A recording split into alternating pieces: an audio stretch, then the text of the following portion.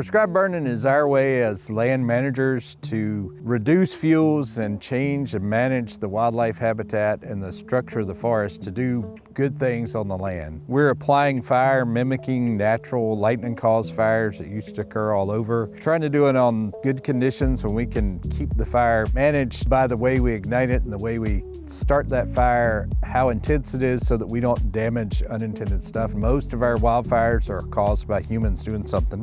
The problem with those fires, if they are not in an out-of-the-way place, they could become a big inferno or a really aggressive fire that puts people at risk. The best policy for an unintended fire like that is to try and stop it as small as possible and use prescribed fire to put fire on the landscape when it's beneficial and when we can keep it where we need it to be and manage the intensity of it. The point is that it is a prescription, just like you would go to the doctor and they give you a prescription to get better. We are trying to write a prescription for this piece of ground or a certain forest to say, I want to make it better for wildlife, better for fuels, better for access, and what type of conditions do I need as far as the fuels and the weather to light a burn and make that objective happen. Prescribed burning does happen all year in our state, but the bulk of the burning happens in late winter and early spring. And a lot of that is due to their weather patterns. We get dry, where the fire will move across and burn the stuff you're trying to remove, but it also is more reliable wind directions and a little more consistent weather.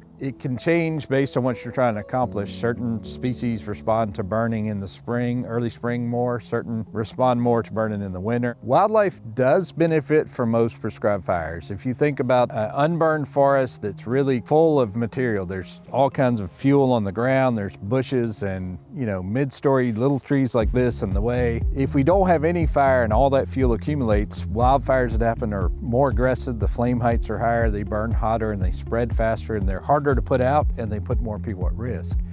Managing the fuel load and the habitat with fire is our way of applying that science and all the stuff we know about how to time a fire and what type of fire you do and how aggressive you burn it to make sure that we're reducing the fuel load and open up the stand to make it better habitat and really promoting some new growth that's beneficial to wildlife. A forest that isn't thinned out or doesn't have a lot of sunlight hitting the floor really doesn't have as much wildlife value as a newly burned or open up area where there's more sunlight, more places for new green vegetation. That vegetation is usually easier for animals to digest and more nutritious. It creates variations in the habitat. Some animals like a really dense type of forest and some don't, or some like that dense area for part of their life cycle and not others. Really the key is having some variation across the landscape where there's a mix of habitats, a mix of vegetation, and a mix of growth stages. Every burn does more than one good thing. You may start out to manage the wildlife habitat and open up the stand for quail or some other species, but you're also reducing the fuel load, you're creating new growth that